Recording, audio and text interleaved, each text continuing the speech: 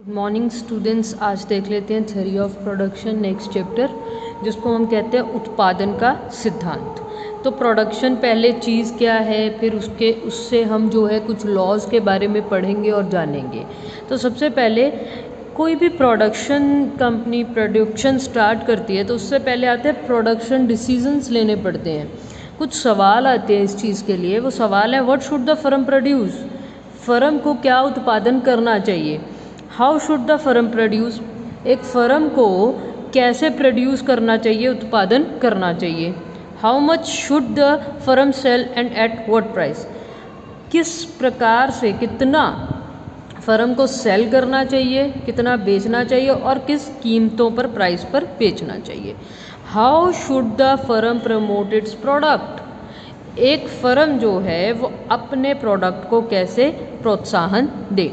तो ये कुछ सवाल आ जाते हैं, कुछ प्रश्न आ जाते हैं। अगर कोई भी प्रोड्यूसर जो प्रोडक्शन करता है उसको क्या कहते हैं, प्रोड्यूसर। तो प्रोड्यूसर उत्पादक, अगर कोई भी प्रोड्यूसर प्रोड्यूस करना चाहता है तो सबसे पहले उसके माइंड में ये कुछ प्रश्न आएंगे कि हमें जो है इसका प्रोडक्शन डिसीजन कैसे लिया जाना चाहिए। तो व्हाट इज़ प्रोडक्शन, प्रोडक्शन क्या है, क्या चीज़। Activity which makes goods available is called production. तो ये एक सिंपल सी एक्टिविटी है जिसके थ्रू हमें गुड्स एंड सर्विसेज अवेलेबल होते हैं। हम बाज़ार में जाके अगर कोई भी प्रोडक्ट खरीद पाते हैं तो वो इसलिए क्योंकि हमें पहले हम उसको प्रोड्यूस करते हैं, उत्पादन करते हैं, फिर वो अवेलेबल होते हैं। उस एक्टिविटी को, वो जो करने की क्रिया है, उसको हम प्रोडक्शन कहते हैं। Theory of production also seeks to explain relation between inputs and output। तो इनपुट एंड आउटपुट कि हमने कितना इनपुट किया और कितना उसका आउटपुट मिल रहा है, उसको भी हम थ्योरी ऑफ प्रोडक्शन कहते हैं। इसके एक्सप्लेनेशन को भी थ्योरी ऑफ प्रोडक्शन कहते हैं। नाउ प्रोडक्शन फंक्शन यानी उत्पादन फलन क्या है। y is equal to F is function L K S. y हमारे पास है प्रोडक्शन, जिसको हम कहीं कहीं पे आउटपुट भी लिखते हैं। y इज आउटपुट, ठीक है, प्रोडक्शन या आउटपुट। तो is a function of L labour, के कैपिटल, एस लैंड। यानी कि ये फैक्टर्स ऑफ प्रोडक्शन है जिसको मैं लगा के प्रोडक्शन कर रही हूँ। आज का अगर हम प्रोडक्शन फंक्शन देखो तो इसमें टी भी आ जाता है, that is technology.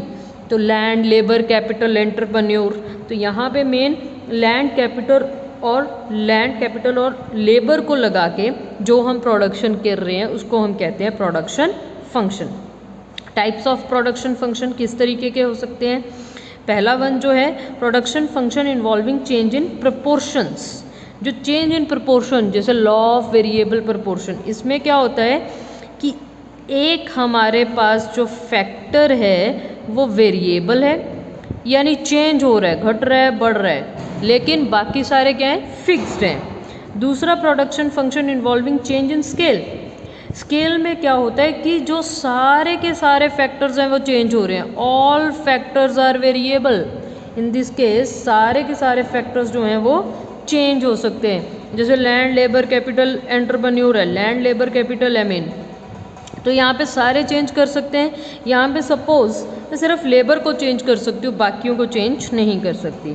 Production function involving change in production और स्केल, proportion और स्केल, proportion और स्केल। दिस इज टू और मोर इनपुट्स आर सब्सटीट्यूट्स। अब इस केस में क्या है, इस केस में फिक्स्ड है कि अगर मेरे को एक लेबर और 2 हेक्टेयर लैंड चाहिए तो यही चाहिए, ठीक है, इससे हिलेगा नहीं, राइट। वेरिएबल में क्या होगा, एक हिल जाएगा, दूसरा नहीं हिलेगा, राइट। और जो जिसमें सभी वेरिएबल हैं रिटर्न्स टू स्केल, उसमें क्या है कि दोनों हिल जाएंगे। लेकिन इसमें क्या है, थर्ड वन वाले में फिक्स्ड प्रपोर्शन रहेगा।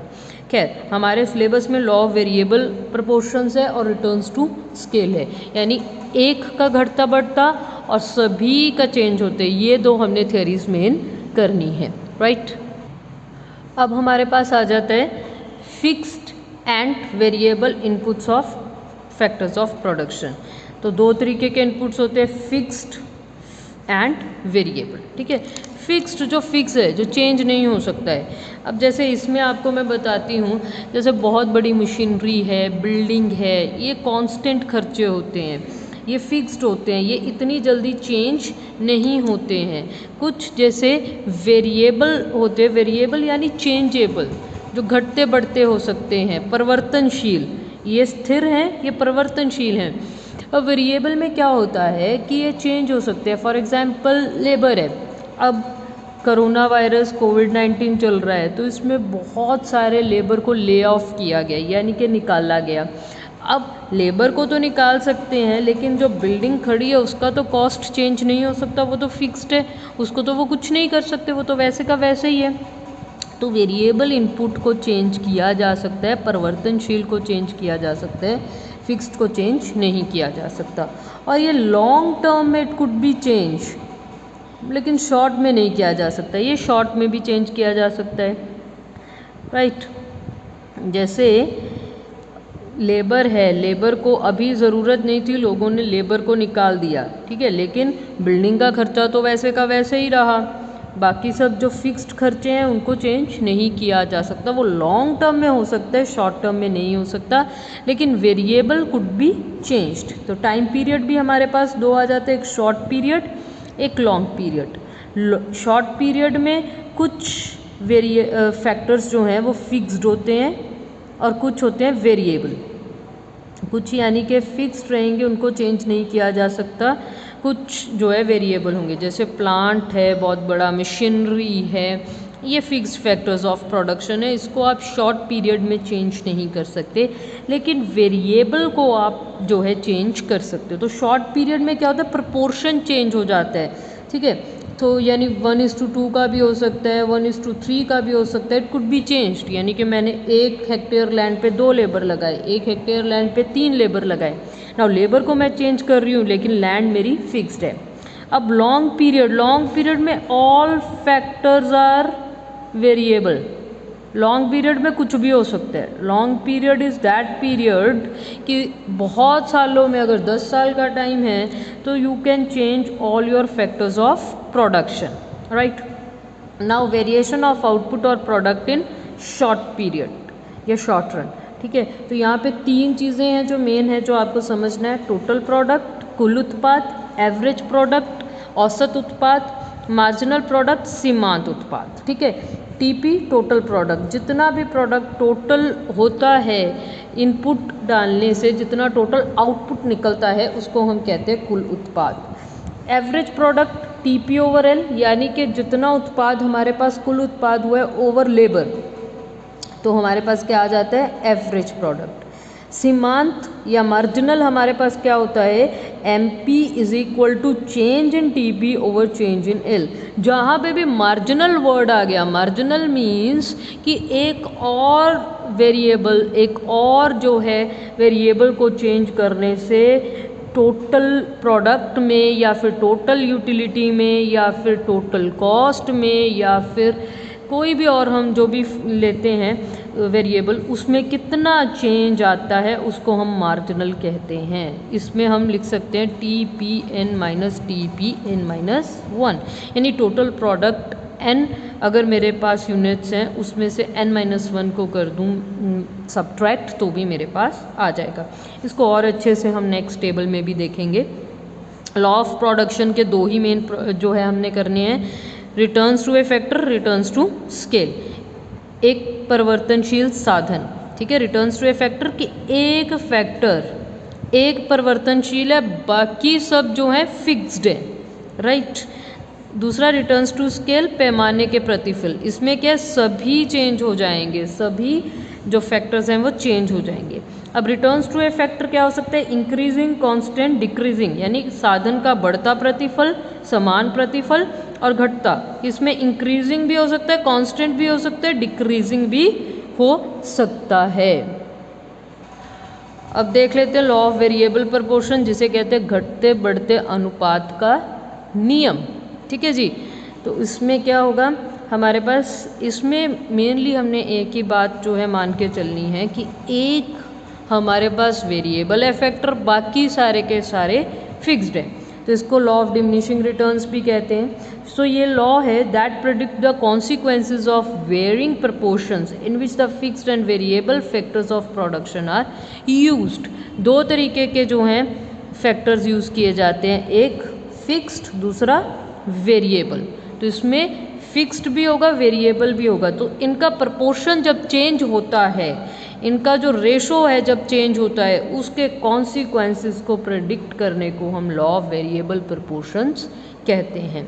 ठीक है, तो इसकी अब एजम्पशंस देख लेते हैं। एजम्पशंस क्या है? One factor is variable while others are fixed. मैंने पहले भी ये बात बताई कि एक वेरिएबल रहेगा, बाकी सारे फिक्स्ड होंगे। All units of the variable factor are homogeneous, यानी कि मैं कोई भी फैक्टर ऑफ प्रोडक्शन को यूज़ करूँ वो होमोजीनियस होगा, एक जैसा होगा, अलग अलग नहीं होगा। There is no change in the technique of production, technique में कोई चेंज नहीं होगा। अगर टेक्निक चेंज हो गई, प्रोडक्शन उत्पादन ही चेंज हो जाएगा। Factors of production can be used in different proportion. जो फैक्टर्स ऑफ प्रोडक्शन है वो डिफरेंट प्रपोर्शंस में यूज़ किए जा सकते हैं। नाउ इसको जो है टेबल और डायग्राम के थ्रू हम लोग देखते हैं। राइट, तो सबसे पहले मैं आपको यहाँ से आपको टेबल समझाती हूँ। सपोज़ मेरे पास ये लैंड है, लैंड मेरे पास एक ही हेक्टेयर है, ये फिक्स्ड फैक्टर है अब मेरे पास। ठीक है, ये चेंज नहीं हो सकता, स्थिर है ये मेरे पास, लैंड मेरे पास स्थिर है, जितनी है उतनी है। लेबर क्या है? वेरिएबल, परिवर्तनशील है, चेंज हो रही है। 1 2 3 4 5 6 7 8 उतने ही लैंड के टुकड़े पे मैं ज़्यादा लेबर लगा रही हूँ, ज़्यादा या कम, इधर को देखूँ ज़्यादा, इधर को देखूँ कम।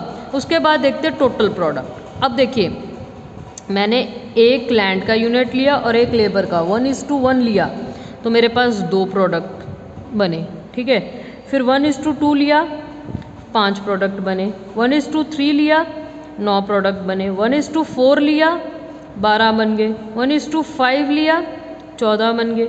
1:6 लिया, 15 बन गए। 1:7 लिया, अब भी 15 ही बने हैं, अभी ज़्यादा नहीं बने हैं। राइट, तो यहाँ पे 14 आएगा। 1:8 लिया, अब कम हो गए हैं। राइट, ठीक है। अब ये देखिए, यहाँ पे जो बार बार कह रहे थे ना हम कि चेंज होगा, डिफरेंट प्रपोर्शंस, ये है डिफरेंट प्रपोर्शंस कि रेशो जो है वो अलग अलग हो गई। एक लैंड है लेकिन दूसरा वेरिएबल फैक्टर जो है वो बार बार यहाँ पे चेंज हो रहा है। तो ये था टोटल प्रोडक्ट। अब टोटल प्रोडक्ट एपी हम कैसे निकालते हैं? TP over L. एल क्या है? लेबर। ठीक है, तो अगर टीपी ओवर एल कर देंगे तो हमारे पास एपी आ जाएगा। 2/1 2, 5/2 2.5, 9/3 3, 12/4 3, 14/5 2.8, 15/6 2.5, 15/7 2.1, 14/8 1.7। राइट, ये हमारे पास क्या आ गया? एपी। एमपी हमारे पास क्या था? TPN minus TPN minus 1। पहले का तो हम कुछ नहीं कर सकते हैं। दूसरे का 5 - 2 3, 9 - 5 4, 12 - 9 3, 14 - 12 2, 15 - 14 1, 15 - 15 0, 14 - 15 -1। अब एक चीज़ और देखिए, MP could be positive, could be zero, could be negative. MP जो है पॉजिटिव, ज़ीरो, नेगेटिव हो सकता है। AP हमेशा पॉजिटिव रहेगा, TP हमेशा पॉजिटिव रहेगा। राइट, अब देखिए इसमें क्या चीज़ हमें देखने को मिली? 3 स्टेजेस देखने को मिली। ठीक है जी, यहाँ तक मेरी पहली स्टेज है, this is first stage, this is second stage, this is third stage. पहली स्टेज कहाँ तक है? जहाँ पे AP is equal to MP हो गया। पहली स्टेज कहाँ तक है? जहाँ पे AP is equal to MP हो गया। साथ साथ हम इसको डायग्राम के थ्रू भी देख लेते हैं। This is TP। ठीक है, जहाँ पे TP मैक्सिमम है वहाँ पे MP क्या है? 0 है। When TP is maximum, MP is 0। पहली, और ये क्या है हमारे पास? AP। पहली स्टेज कहाँ तक है? जहाँ पे AP is equal to MP, AP is equal to MP। तो ये मेरे पास क्या हो गई? First stage. यहाँ तक मेरे पास क्या बन गया? First stage. ठीक है, सेकेंड स्टेज कहाँ तक है? जहाँ पे TP is maximum and MP is 0। तो सेकेंड स्टेज ये जो बन गई है वो सेकेंड स्टेज है। तो सेकेंड स्टेज मेरे पास कहाँ तक गई? जहाँ तक TP मेरे पास क्या है?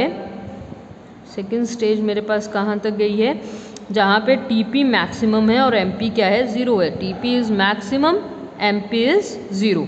उसके बाद जहाँ पे टीपी नेगेटिव हो जाती है, एमपी नेगेटिव हो जाता है, टीपी सॉरी डिक्रीज हो जाती है, एमपी नेगेटिव हो जाता है, ये क्या बन गई है, थर्ड स्टेज। स्टेज 3 मेरे पास आ गया व्हेन टीपी जो है डिक्रीज कर गया, अब 15 से 14 हो गया, डिक्रीज कर गया, एमपी क्या है, नेगेटिव में चला गया, राइट। तो ये मेन 3 स्टेजेस हैं हमारे पास लॉ ऑफ वेरिएबल प्रोपोर्शन की। पहली स्टेज कहाँ तक है, फर्स्ट स्टेज जो है जहाँ पे AP is equal to MP। Second stage मेरे पास कहाँ पे आती है, जहाँ पे TP is maximum, MP is zero. Third stage मेरे पास कहाँ आती है, थर्ड स्टेज मेरे पास आएगी when TP is decreasing, MP is negative, right. ये है 3 स्टेजेस। अब इसमें एक चीज़ और भी है, जब MP is maximum, MP maximum जैसे 4 पे है, ठीक है, उसके आगे भी अभी थर्ड स्टेज चल रही है जहाँ पे AP और MP जो है बराबर है। और आप पहले देखिए, पहले हमारे पास AP भी कम हो रहा है, MP भी जो है, MP बढ़ रहा है, AP भी बढ़ रहा है, लेकिन AP उतना नहीं बढ़ रहा है जितना MP बढ़ रहा है। MP ज़्यादा बढ़ रहा है, AP थोड़ा कम बढ़ रहा है। तो यहाँ पे जब MP जो है मेरे पास मैक्सिमम है, तो यहाँ पे ये पॉइंट जो बनता है, this is called point of inflection, इसको हम कहते हैं पॉइंट ऑफ इन्फ्लेक्शन। तो ये है मेन 3 स्टेजेस ऑफ प्रोडक्शन। अच्छा, अब बात आती है स्टेज ऑफ रैशनल डिसीजन। तो रैशनल डिसीजन कौन से स्टेज पे होगा, कौन सी स्टेज सबसे ज़्यादा रैशनल है, तो सेकंड स्टेज जो है वो सबसे ज़्यादा रैशनल है। Stage 2 is rational. Why it is rational, देखो पहली स्टेज में क्या है, प्रोडक्शन अभी बढ़ रहा है और मैक्सिमम प्रोडक्शन अचीव नहीं हुआ है। तो यानी कि मेरे पास अगर देखिए लैंड उतना ही है, लेबर मेरा बढ़ रहा है और मेरा प्रोडक्शन भी बढ़ रहा है, अभी प्रोडक्शन क्या है, बढ़ रहा है, ठीक है। तो फर्स्ट स्टेज एक ऐसा स्टेज है जहाँ पे अभी मैं प्रोडक्शन को और बढ़ा सकती हूँ और बढ़ा सकती हूँ, तो मैं क्या करूँगी कि और बढ़ाना चाहूँगी, ठीक है। तो पहला स्टेज रैशनल स्टेज नहीं है। सेकेंड स्टेज में क्या होता है, सॉरी पहले थर्ड स्टेज चलो एक्सप्लेन करती हूँ। थर्ड स्टेज तो हमें सिंपली दिख रहा है इर्रेशनल है कि एक तो टीपी कम हो गया हमारे पास, एमपी नेगेटिव हो गया, तो इर्रेशनल है कि थर्ड स्टेज में कोई भी प्रोडक्शन नहीं किया जाएगा। फर्स्ट स्टेज में क्यों नहीं किया जाएगा, फर्स्ट स्टेज में मेरे पास अभी तक इंक्रीज हो रहा है, ठीक है। तो जब तक बढ़ रहा है तब तक कोई भी प्रोड्यूसर जो है वो कम करना नहीं चाहेगा, वो और बढ़ाएगा। सो सेकेंड जो स्टेज है वो रैशनल स्टेज है मेरे पास, सबसे रैशनल स्टेज जो है वो सेकंड है।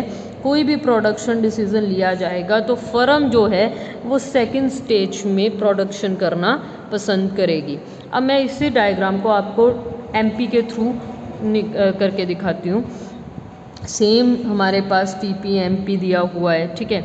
अब यहाँ पे क्या मैक्सिमम है, तो जब आप एमपी बनाएंगे तो इसको मैक्सिमम करके यहाँ पे ज़ीरो, जहाँ पे ये ज़ीरो होएगा टीपी इज़ मैक्सिमम, ठीक है, और एमपी क्या है मेरा, वहाँ पे ज़ीरो।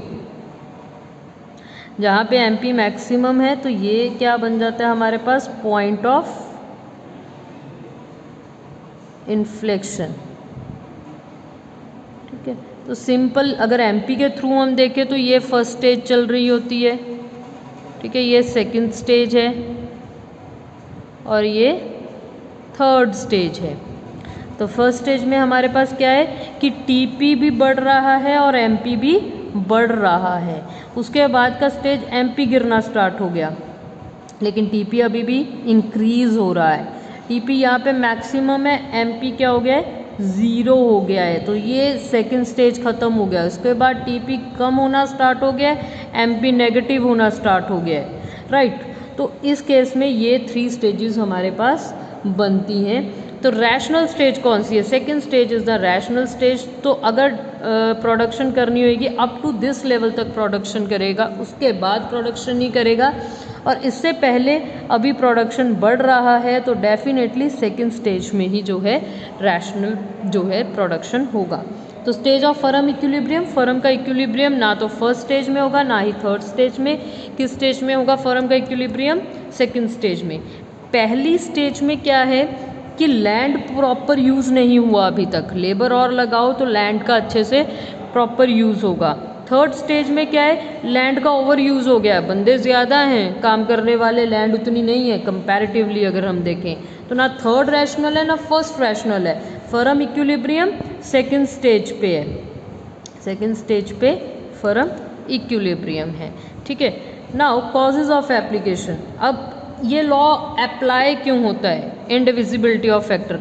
अब जैसे लैंड है या बहुत बड़ी बिल्डिंग है, you can't divide it actually, तो बिकॉज ऑफ कुछ फिक्स फैक्टर्स को हम डिवाइड नहीं कर सकते। बहुत सारी बड़ी मशीनरी ले ली है, घर में आपने फ्रिज ले लिया है, तो ऐसा तो नहीं है ना आप फ्रिज को डिवाइड करके यूज़ कर सकते हो, वो पूरा का पूरा पीस ही आपको यूज़ करना पड़ेगा।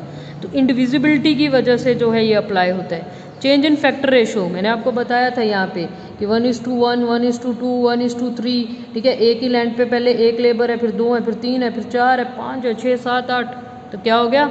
रेशो में चेंज आने की वजह से ये लॉ अप्लाई होता है। देन इम्परफेक्ट सब्स्टिट्यूट्स, लैंड को लेबर की जगह रिप्लेस नहीं कर सकते, लेबर को लैंड की जगह पे नहीं। अगर ये परफेक्ट हो गए तो ये लॉ अप्लाई नहीं होएगा, ठीक है।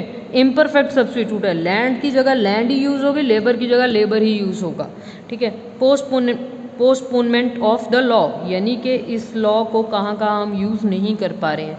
इम्प्रूवमेंट इन टेक्नोलॉजी, अगर टेक्नोलॉजी अच्छी हो गई तो हम इस लॉ को यूज़ नहीं कर सकते, प्रोडक्शन अपने आप बढ़ जाएगी, ये रेशो चेंज हो जाएगी, सब कुछ चेंज हो जाएगा, मे बी लेबर की ज़रूरत ही ना रहे, उसकी जगह हम मशीन यूज़ कर लें।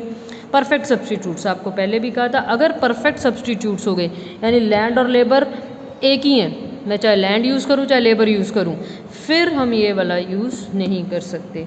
सो that is all about law. आज का लेक्चर इतना ही। Thank you very much.